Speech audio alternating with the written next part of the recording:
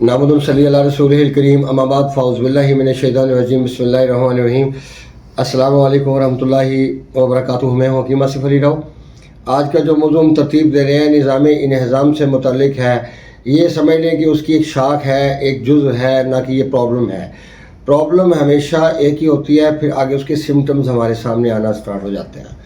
अब निज़ाम इंहज़ाम से मुतल्लिक डकारे आना, ये एक उसके साथ जुड़ी हुई चीज़ है, हज़म के साथ जुड़ी हुई चीज़ है।